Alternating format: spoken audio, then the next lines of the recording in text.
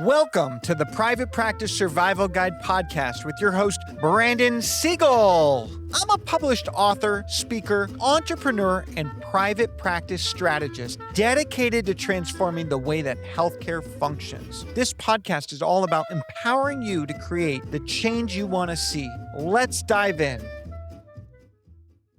Welcome back to the Private Practice Survival Guide podcast. In this episode, we're talking about crafting an employee improvement compliance structure. Again, employee improvement compliance structure. This is so important.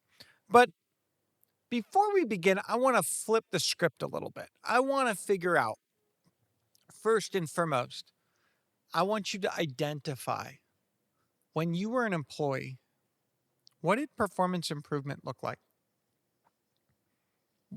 Have you ever had an employee write up on you? Have you ever been fired? What did that look like? Was it a positive experience?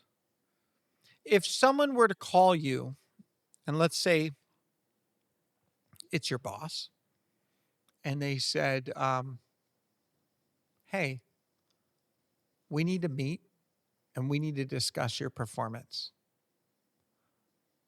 What's the first thing you're going to do? You're going to freak out. If you care, I want to be clear. If you care, you're going to freak out. If you don't care, you're going to justify and get angry and point the finger back at them. And that's a lot of what we're seeing. But how do we create an improvement compliance structure that delivers our goal while empowering positive change, something that is empowering versus deflating? And no one wants to suck at something, truly. And I bring this up because being bad at something is in the eye of the beholder, but when someone else critiques it, it makes it even more challenging. So my son is a baseball player. If every time he hit the ball, I told him that he could have hit it farther, it defeats the joy of what he accomplished. So it's so important as we look at employee improvement compliance structure and really how we put in accountability to employees. We're going to talk a little bit about like hiring and firing, but then I also want to just talk about how do we get more from an employee? How do we help them? And so I like this analogy or this picture. I'm one that I think in pictures. And I like this picture of a fitness coach. My perfect fitness coach might be different than your perfect fitness coach. You need to figure out what type of fitness coach you are, and you need to make sure you're hiring employees that see you as that perfect fitness coach. I would have a really hard time with a very regimented boot camp style fitness coach. But on the other side, I know that I would never get any results if I had a fitness coach that was enabling, saying, let's go get a hamburger, cheese, bacon, fries, and an ice cream after we just spent an hour working out. So you need to figure out what that looks like, because we don't want to enable low functioning behavior or performance, but we also don't want to run past in which we're not acknowledging what is being good and we're not investing. And so there's a difference between me going to my son Jonah and saying, hey, bud, you could have hit that ball farther. If you would just tighten up your grip and lift your elbow a little and do what we talked about, you would have hit that ball harder. I know my son, and he would have been defeated. And it would have taken the joy out of that function. And just like the function of baseball should bring joy, I think the function of work should bring joy. Now, if I approach Jonah in the way of like, hey, bud, like you crushed that ball, well done. Now imagine this. Imagine if you were able to turn your wrists a little more and you had your elbow a little up, like we talked before. Imagine if that ball went over the fence. How would that have made you feel? And he'd be like, Dad, that would be amazing. Oh my gosh, I would have done backflips around the field.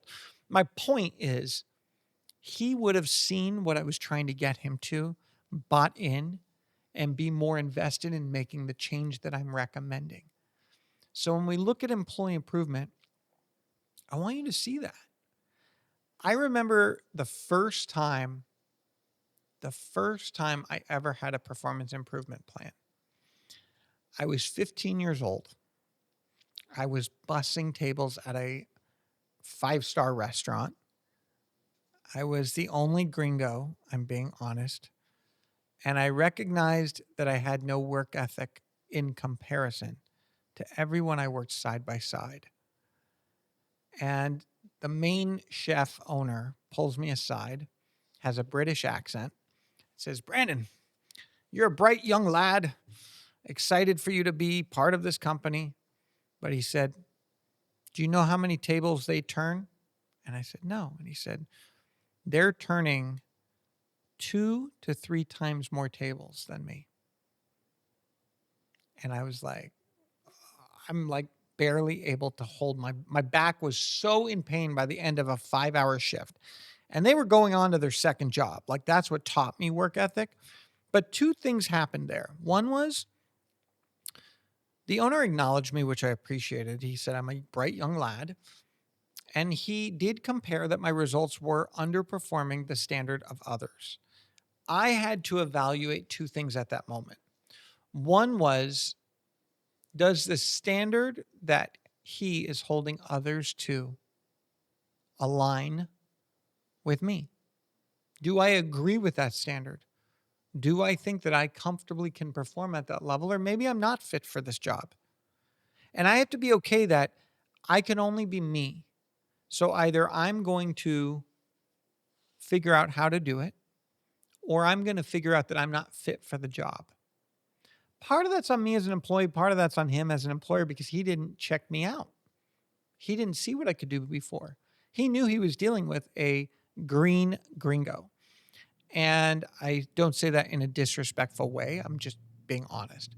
So what he ended up doing is he said, I'm going to put you in connection with one of our runners. At this restaurant, we had servers, we had runners, and we had the bus staff, and then we had the greeters.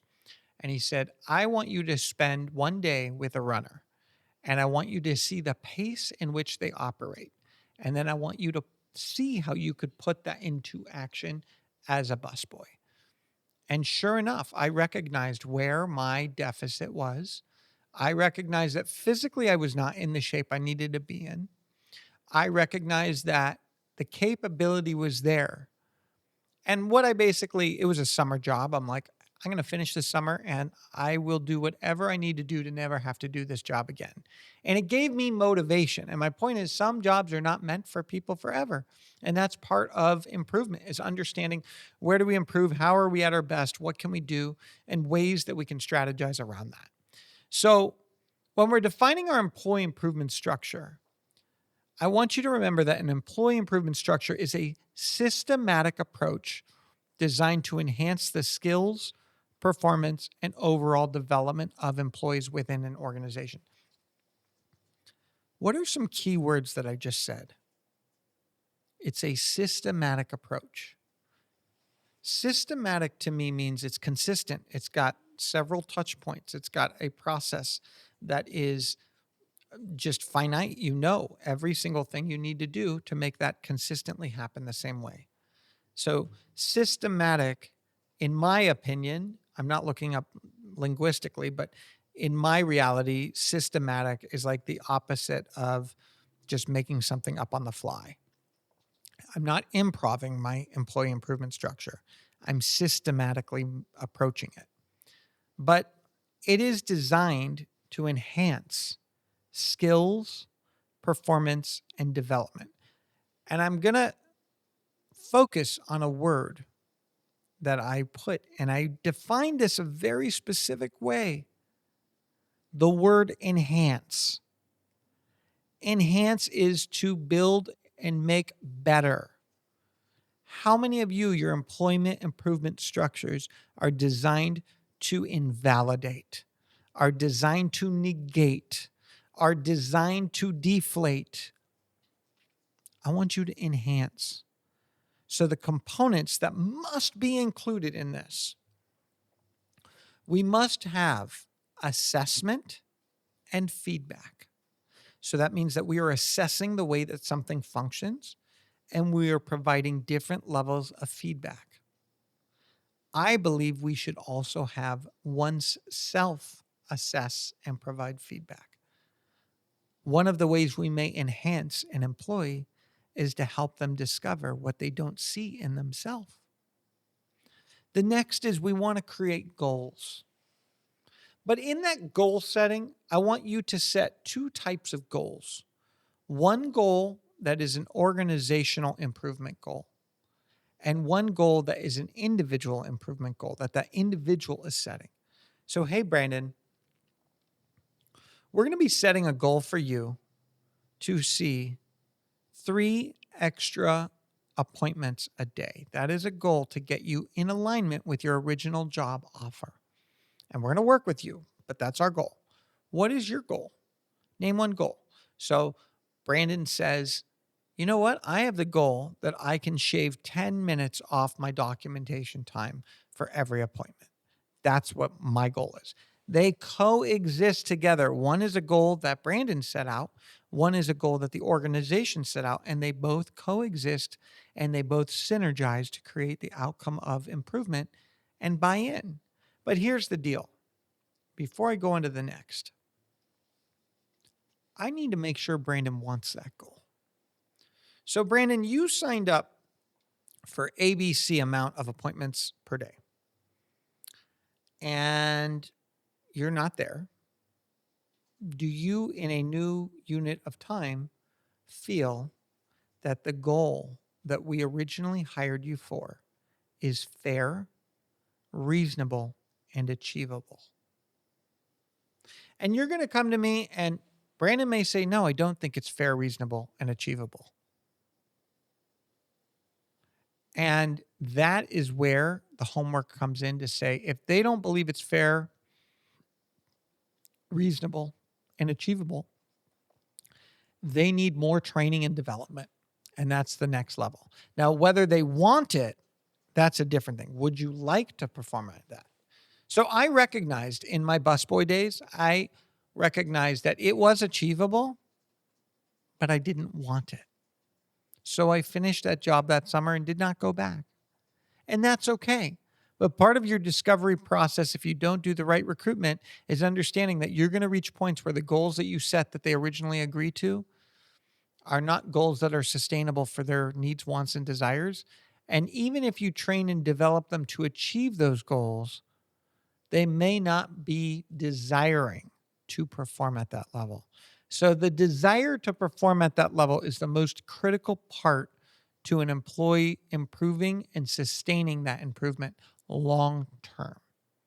The other thing is we do need to coach and mentor them. This needs to come from a validation format of, hey, Brandon, you know, we want to get you three appointments up a day. Let's work on it. Do we need to schedule more? Do we need to, you mentioned reducing your documentation time. Great. What are other things? Could we have you come in maybe earlier? Do you think that the patient census is not appropriate right now? Do we need to reformat the patient census that you're seeing? Demographic, diagnosis, evaluation, ratio to treatment. What are different things that we can do so that we're coaching and mentoring you to hit both of our goals? And then it's that idea of recognition and reward. So when someone completes a performance improvement plan, we lose sight that they've just accomplished something.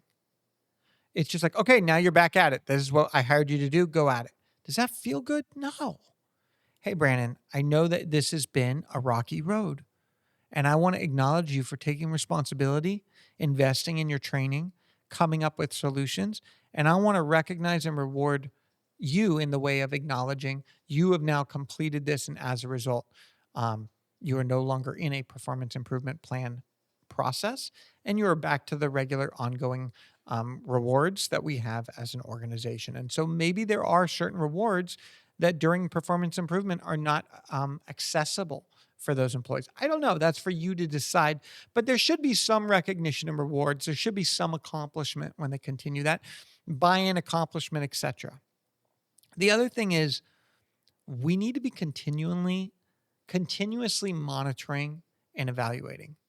So when someone is not doing something, we need to see that fair and reasonable. We need to evaluate it. So I remember that HR director from back in the day that I shared about in a previous episode.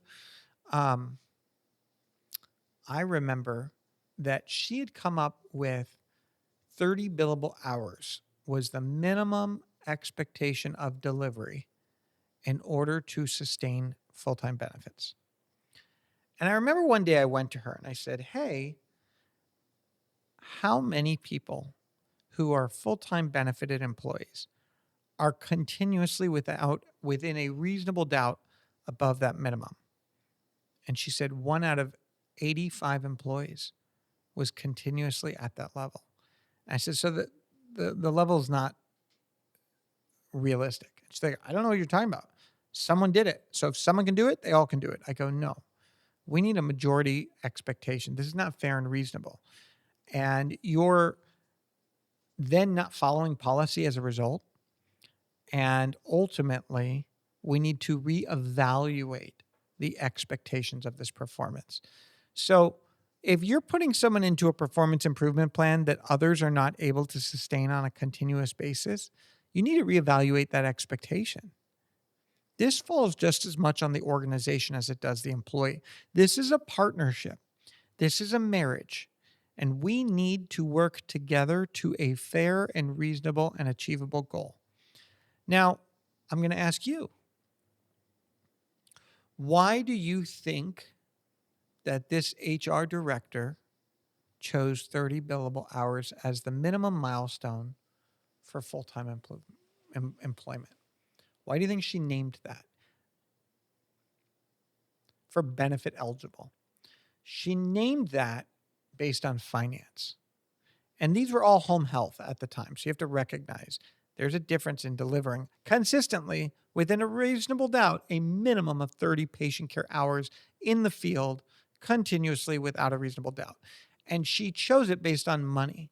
And that's our problem is we're creating our expectations based on someone, what they want to make, versus creating the finance based on clear and reasonable expectations. So here's the deal. We've got a 20 billable hour game. This is what it pays, and this is how you can make more than it. But 20 is the absolute minimum that everyone should be able to do. Here we go, and move forward. Someone who's not reaching 20, it's you're the only person of our employees that are not doing this. Let's look at it. Let's assess it. Let's get feedback. Let's set the goal, both on a personal, individual goal level and a group level. Training and development. Let's coach them. Let's mentor them. Let's recognize their accomplishments. Even before we start that process, how do you think I felt when the owner said, "Brandon, you're a good lad. You're a good lad. Okay. You're not trying to make me feel like I'm a bad person." That's important. When I interview employees and I say, "How does the company make you feel?" The employees that are not performing well usually state, "I feel as though they don't value me." And my point is how we communicate improvement can come from a value. I value you. That's why I want to invest with you. I want to invest with you. So you need to invest too. Let's invest in you together. Let's create our solution. Let's come up with our plan. Let's check back. Let's see what's feeling good. And here's the deal. The first question is the goal that's initially outlined attainable by you? The second question is, just because it's attainable Does this work for you long term? Now, I could have come back and said, hey, I can tell that my motor just is not desiring to work as hard as them. I'm just going to be real with you. I love giving good customer service. I love your restaurant. I love this job, but I am a third of what they are. So if there's a way for us to come up with an expectation that works in that alignment, even if that's a pay reduction, granted, I was minimum wage, but you get my point. Now it's like, hey, I'm not trying to steal from you, but I also need to be true to myself, and this isn't working. And I think that is where we often mess up. Everything comes from an invalidation, and you want to make this much, and you can't do this, and all that stuff. And it goes both ways. So, Brandon, you can't expect to make more and do less, but let's see if we can come up with a roadmap that's a fit, or let's identify what that transition plan looks like. So transitions can happen over the course of time. So you know what, Brandon? Let's do this. You've got one more month before your summer ends. Let's finish strong. And I'll tell you what, I know that this is outside your comfort zone. I know this is not your ideal. So if we can complete this final month, whatever it is, and you can hit this quota for me, not only are you going to have a reference for life, but I'm going to leave you with some walking cash to acknowledge the effort you put to go beyond your comfort zone, that you pushed your body, mind, and spirit beyond what feels good to you in order to serve this group. And that is getting recognized and rewarded. The other thing sometimes is we figure out something's not a fit, and we still have enough talent that we prove ourselves, and there's different career development opportunities. So ironically, when I was in college, again, I started working at 15 and I worked throughout college, everything. When I was in college, I decided I was going to go work for the Hyatt Hotel. And I was so excited. I'm getting into hospitality, and I was all in on it because I knew I loved to serve people. I knew that I had this desire to serve. And I remember I got hired to be in the banquets, and the banquets, um, they're not the most flattering environment. They're not right for everyone. You're carrying heavy trays, you're dropping food, there's limited interaction, and you're basically like a penguin hopping around. And let's just say I hated it with an H, but I didn't know what I didn't know. So I went to my manager and I said, hey, here's the deal. I can pick up, because the way the banquets were, it wasn't a continuous shift. You just picked which events you wanted to be at. I said, I don't know how many events I'm going to pick up. I told the main manager. He said, why, Brandon? You're so good at it. And I said, I know, but I really don't feel on purpose. I really don't feel that this is tapping in to what I do best. He said, tell me more about that. I said, I can carry trays all day. I can do the grunt work. I am no bigger than anyone else. But I said, I want to create an experience for people. And in this banquet role, I feel too transactional, and it does not fit my soul. And he said, okay, Brandon, thank you. I appreciate your transparency and showing up and willing to do whatever it takes and offering me the extra notice that you might not take future events and all that. But I have this idea. He said, I want to develop you. Are you ready to be developed? I said, oh yeah, I'm ready to be developed. He said, come back in a week and we're going to meet at the restaurant. And I said, okay, sounds good. I had no clue. He said, just show up at the restaurant. I said, what do you want me to wear? He said, wear whatever you would wear for an interview. I said, okay. So I show up that week later and I sit down and I'm at the restaurant, and around the table is the main chef, the restaurant manager, the sales director, and the head of banquets. And they sit down with me. And the first thing they say is they're like, look, you caught the banquet manager's eye. they see something in you. So we have this opportunity we want to present to you. We want you to come into our restaurant and we want you to learn. I'd never waited tables as a server. And this was a fine dining hotel restaurant. And they said, this is everything you need to do in order to qualify. And come back, and we're going to put you through 2 weeks of testing, and let's see if it works. And that job was one of the critical that is what taught me how to work with people. That job, um, I will never forget it. I loved that job. I just loved it. It was incredible. And if I had just walked out and wasn't transparent, I wouldn't have been invested in. And that improvement opportunity was just as important for me to bring to the manager, even though they didn't see that I didn't feel like it was a fit. So I shift it and I ask you, how are you creating an employee improvement structure where employees are coming to you saying something doesn't feel right? This doesn't feel right. That doesn't feel right. So performance improvement is not just how the employee is performing, but how the employee feels the function is fitting for them. Hey, this job isn't what I expected. This isn't working. Let's look at it. What's right? What's wrong, etc. And then that improvement structure creates accountability. So your employee improvement structure is going to have assessment and feedback. It's going to have goal setting. It's going to have training and development. It's going to have coaching and mentoring. It's going to have recognition and rewards, continuous monitoring and evaluation, career development, and accountability, all wrapped into one. And if I structure it in this way of, hey, Brandon, I'm not here to make you wrong. I'm not here to make you feel terrible. I'm here to show you an opportunity, and you have a choice to go on that road with me. And as long as you take responsibility, and as long as you have ambition, and as long as I can hold you accountable, the world is our oyster. Let's do it.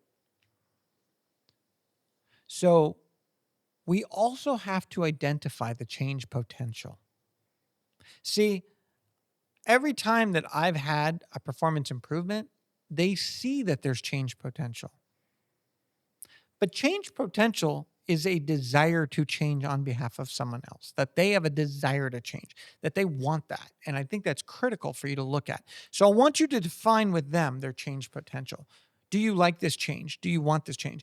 We would like you to change your performance in this area. Do you like that change? Would you like that change? Is that ideal? No, I'm happy how things are.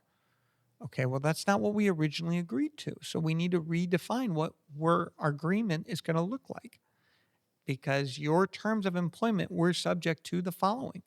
Well, I didn't know better. Okay. Do you want it to be that? No. Do you want to be here? Yeah, I guess. Okay. Well, I'm going to give you 3 paths, and you can write up a 4th path, and let's see if we can agree on one path.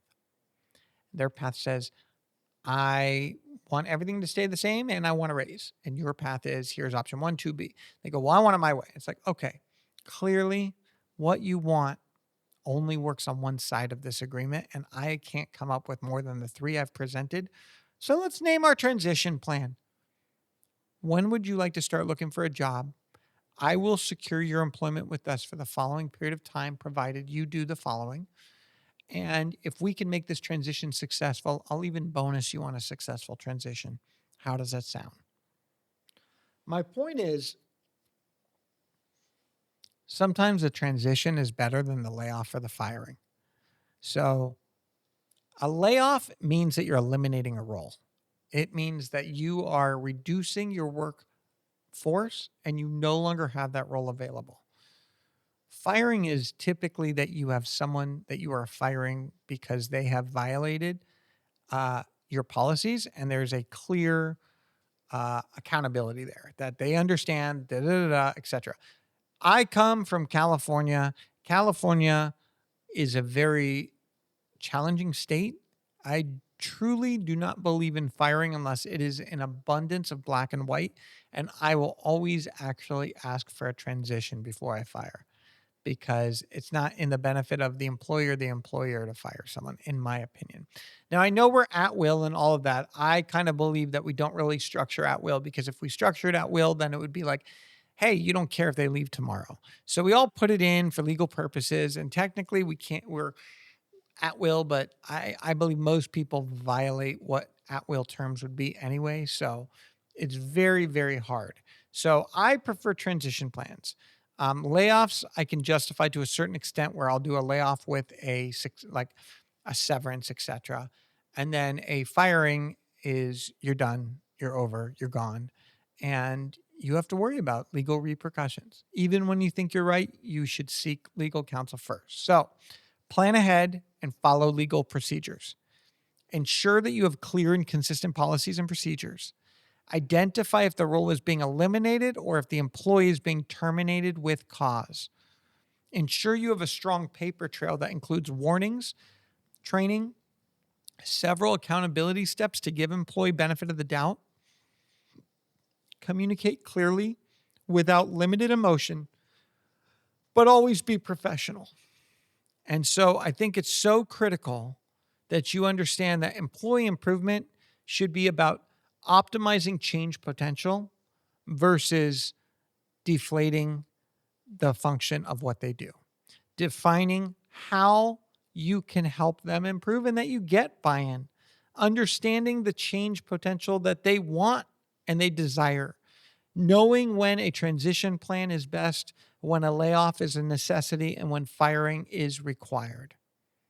Did you know companies with structured employee improvement programs see a 14.9% lower turnover rate compared to those without? That came from LinkedIn Workplace Learning Report. An organization's ability to learn and translate that learning into action rapidly is the ultimate competitive advantage, says Jack Welch.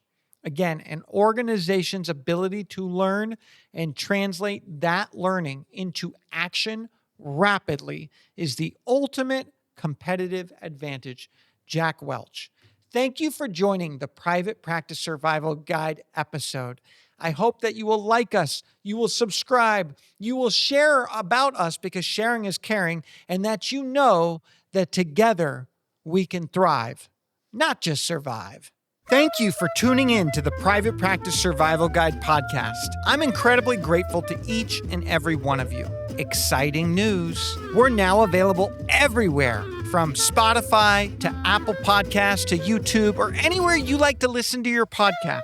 So watch, listen, and reach out. If you loved this episode, please drop a 5-star review. It truly means the world to me. Are you looking for more ways to elevate your practice? If so, now is your chance. Reach out, go to my website, or email me at brandon@wellnessworksmp.com. And remember, it's not just about surviving, it's about thriving.